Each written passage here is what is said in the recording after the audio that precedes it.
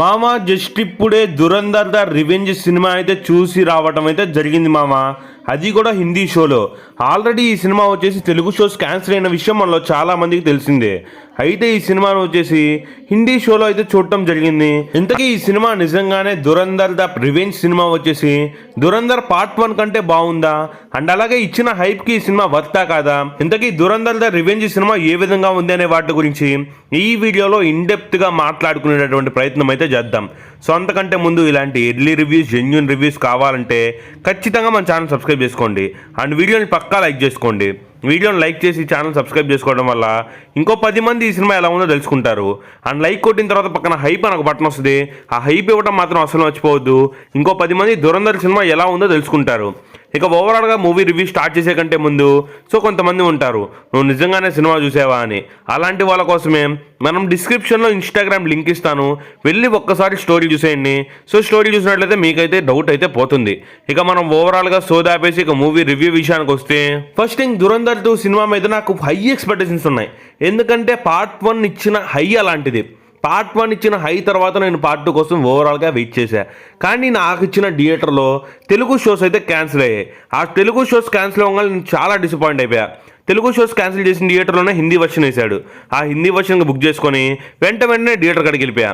And సినిమాలో వచ్చేసి Ranveer Singh entry అయితే వేరే లెవెల్. అంతే, సినిమాలో ఎంట్రీ సీన్ అయితే ఘోరంగా ప్లాన్ చేశారు. And Hamza Ali Mazari real name ఏంటి?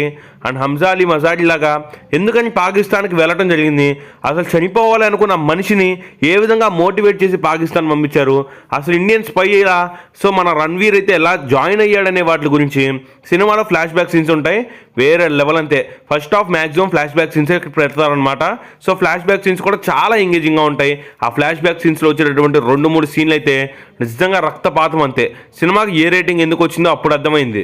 ఇక నెక్స్ట్ సినిమాలో ఫ్లాష్ బ్యాక్ సీన్స్ అయిపోయిన తర్వాత ఒరిజినల్ రణ్వీర్ అంటే మన పాకిస్తాన్ ఉన్నటువంటి రణ్వీర్ని చూపిస్తారు. అక్కడ ఒక హై ఎలివేషన్ ఇస్తారు. నిజంగా ఆ ఎలివేషన్ అయితే మాత్రం లైఫ్ లాంగ్ గుర్తుపెట్టుకునే ఎలివేషన్ అని చెప్పొచ్చు. రణ్వీర్ సింగ్కి ఇంకా లైఫ్ టైంలో అలాంటి ఎలివేషన్ రాదేమో అనిపించింది. అండ్ సినిమాలో మ్యూజిక్ చాలా బాగుంది.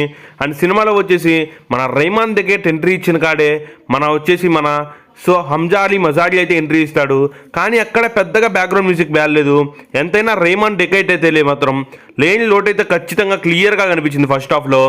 ఇక నెక్స్ట్ వచ్చేసి ఇంటర్వెల్ దగ్గరకు వచ్చేలోపు ఒక ట్విస్ట్ పెడతారు. నిజంగా ఆ ట్విస్ట్ అయితే మాత్రం వేరే లెవెల్. అంతే, ఇప్పటికీ అలా మైండ్లో తిరుగుతుంది.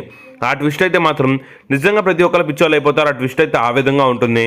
ఇక నెక్స్ట్ మనం మెయిన్గా మాట్లాడుకోవాల్సింది ఫస్ట్ హాఫ్ గురించి. ఫస్ట్ హాఫ్లో వచ్చేసి 2 సాంగ్స్ అయితే ఉంటాయి.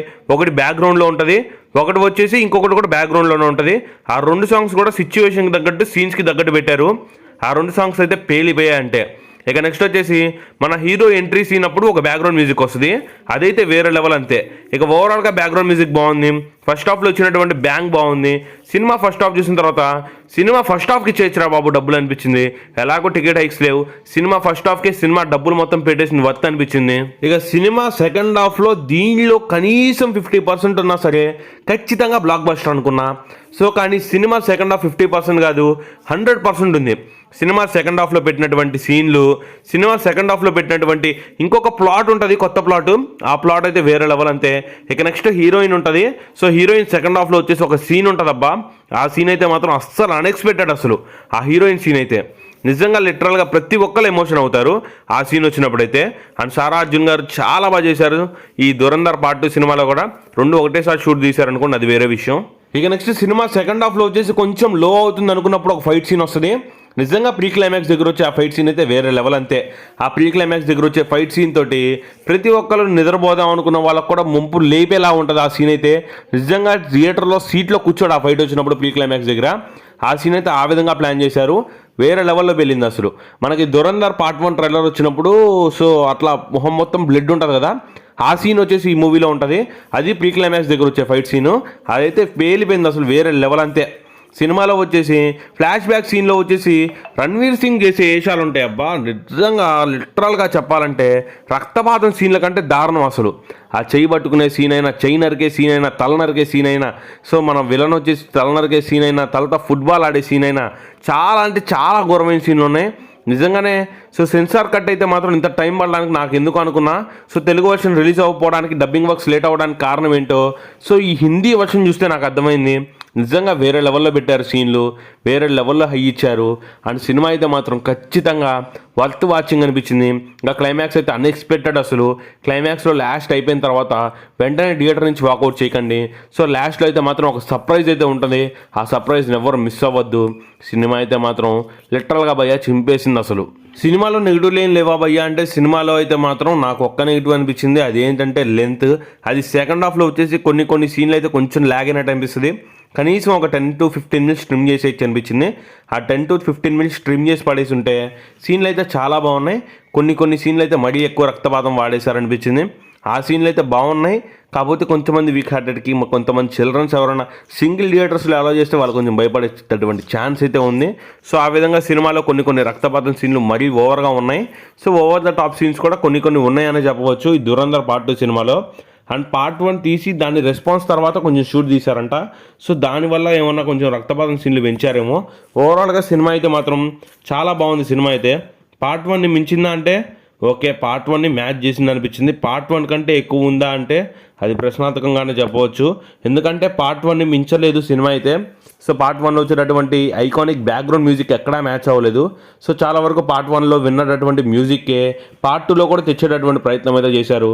కొన్ని చోట్ల మంచి మ్యూజిక్ కొట్టారు, కొన్ని చోట్ల న్యూ మ్యూజిక్ అయితే కొట్టారు. కానీ అది కూడా పెద్దగా వర్కౌట్ అయినట్టు అయితే అనిపించలేదు. పార్ట్ 1లో జరిగినటువంటి మ్యూజిక్ మ్యాజిక్ అయితే పార్ట్ 2లో అయితే మిస్ అవుతుంది. ఆ బ్యాక్గ్రౌండ్ మ్యూజిక్ని అయితే ఖచ్చితంగా మనం ఫీల్ అవుతాము. నిజంగా అయితే మాత్రం సో రైమాన్ డకేట్ లేనటువంటి లోటు అయితే ఖచ్చితంగా సినిమాలో కనిపించింది. సినిమాలో మన Hamza Ali Mazari so last time మన రైమాన్ డకేట్ ఎంట్రీ ఇచ్చిన చాటుకు వెళ్తాడు, అక్కడైతే మాత్రం బ్యాక్గ్రౌండ్ మ్యూజిక్ అస్సలు మ్యాచ్ అవ్వలేదు. ఓవరాల్గా సినిమా అయితే మాత్రం బాగుంది. బట్ కొన్ని నెగిటివ్స్ అయితే ఉన్నాయి. కానీ మనం పెట్టే టికెట్ ప్రైస్కి సినిమా అయితే మాత్రం వర్త్ వాచింగ్ అనిపించింది. ఇక ఓవరాల్గా ఒక ముక్కలో చెప్పబోయా సినిమా ఎలా ఉంది, చూడొచ్చా లేదా అంటే ఖచ్చితంగా సినిమాని అయితే మాత్రం ఫ్రెండ్స్తో చూడండి అండ్ ఫ్యామిలీతో చూడొచ్చా భయ్యా అంటే కొన్ని రక్తపాతం సీన్లు ఉంటాయి. ఇక మీ ఇష్టం, అది ఫ్యామిలీతో కూడా చూడాలని చూడొచ్చు.